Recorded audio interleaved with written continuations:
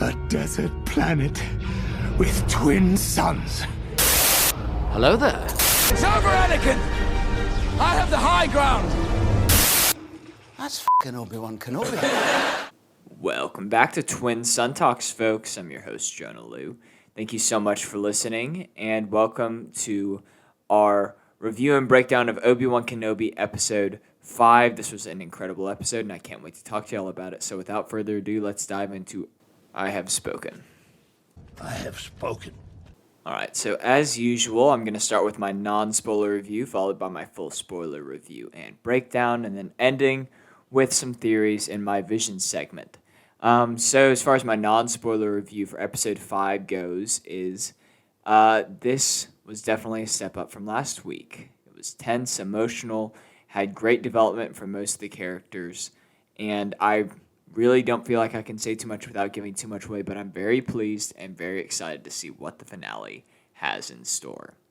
So that's about all that I feel like I can say without giving too much away, and I don't want to spoil this if you haven't watched it already, so if you haven't, go ahead and pause this.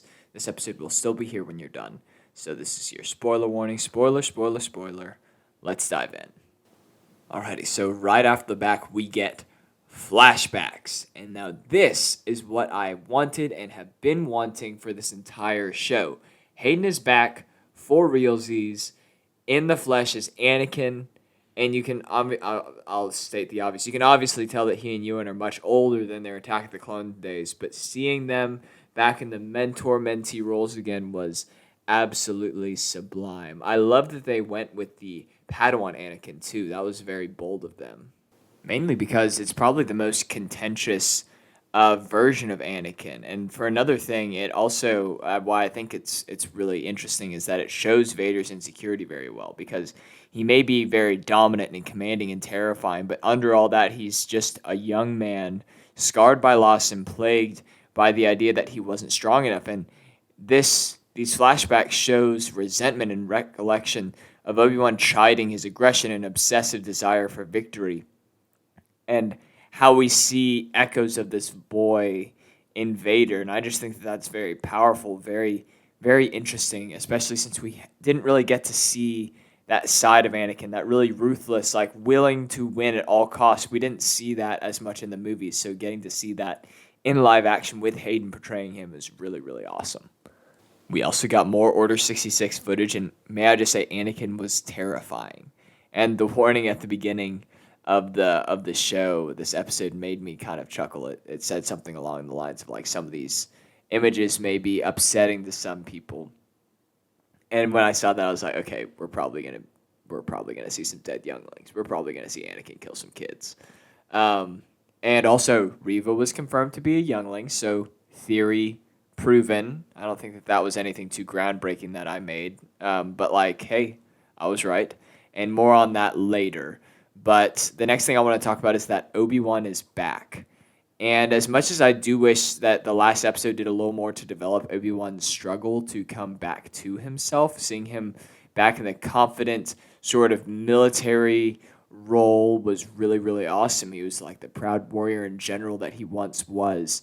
And he held himself like completely differently in this episode. He was no longer scared or hesitant. He was very level-headed and sure of himself, and I love that he knew Vader so well. He played his game like perfectly, and Vader even commends him. He's like, Obi-Wan was very wise to use Riva against him, and like stuff like that. He's like, oh, I see what he did there, and so it was fantastic. The next thing I want to talk about is Riva. And we got some very interesting insight to her as a character. And it wasn't the direction that I expected, but I honestly prefer this to what I was expecting. Because a twisted former Jedi or former youngling bent on revenge against Vader and who's also resentful towards people like Obi-Wan for not stopping it at all from happening is a very, very interesting concept. And I appreciate the acknowledgement and the explanation for the fact that she knew Vader was Anakin was weird. Like, Obi-Wan's like, you wouldn't want people to know that. Like, how did you know that? And then he kind of extrapolates for himself. And her recounting Order 66 was really sad and pretty chilling. Like, her, like, laying with the bodies, stuff like that. That was so sad. And I can't say that I exactly like her character at this point, but I can appreciate the direction that they've taken her. A full-on redemption would have been kind of forced, so I think that this angle is very interesting. Rest in peace, Tala and Led B. It's sad to see them both go, but it was pretty inevitable. I thought that they were both great characters. I've already said that I had like this weird fascination with Led B. But that being said, I thought Tala was a great character. Sad to see her go, but hey, at least they went out with a bang. Slaps knee. Okay. The last point that I have on my outline is holy shit, Vader. I was annoyed that he wasn't getting his hands dirty at first, but now I see that he was just playing the long game. And there's something about Vader walking down a hallway that is just unequivocally terrifying.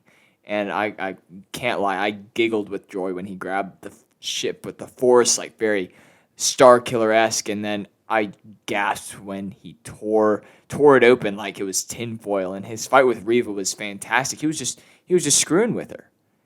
He knows she's beneath him. He was playing with his food at that point. And I do wish that he had completely finished her off, but oh well. I mean, it makes sense that he didn't, because obviously they're setting up her character for something. But the Grand Inquisitor was obviously going to be alive because they weren't about to retcon Rebels. But I love that he and Vader have just been like chuckling to themselves in the corner, letting Riva play adult for a little bit. Like, oh yeah, look at her go. Isn't she cute? Like, that's hilarious. And did I mention that Vader's absolutely terrifying? Like, geez, guys. He was a beast in this episode. It was wild. I can't wait. I can't wait for next week. As far as my review, there's a couple things that I was about that got like addressed and actually were like intentional for the story, which was nice and refreshing. Like Vader promoting Riva before she actually got Kenobi was something I kind of squinted at. I was like, that's weird. And then Kenobi leaving his stuff with Haja was kind of sketchy. I was like, oh, so like he's gonna get taken to Vader, but he's not gonna have his lightsaber, so they're not gonna duel. Like, oh man. But then like that was all intentional.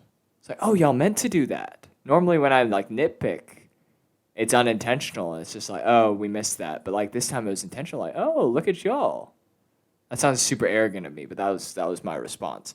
All in all, this episode was fantastic. The flashbacks were chef's kiss and such a treat to see. Once again, I found myself just like nervous before this episode that it was going to be bad. Just because after last week, it was such a meh episode. It's like you can't have meh episodes in the show. But seeing that Padawan braid right off the bat eased my mind immediately. I loved Obi-Wan getting back into the swing of things, stepping up as a leader. Vader gets scarier and scarier with every episode, and I'm here for it. Riva's progression made her character a lot more interesting. Like I said, I still don't really like her as a character, but it's definitely, I think that the direction that they've taken her is pretty compelling.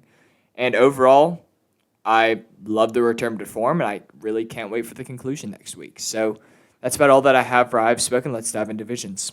To continue, we need one singular vision. My vision. So I'm not going to lie, I don't have too many theories coming out of this week. I really don't know what this last episode is going to have in store, which is super exciting. But the biggest question I have is I'm not sure what Riva's intentions are with Luke, but it seems like she's going to go to Tatooine.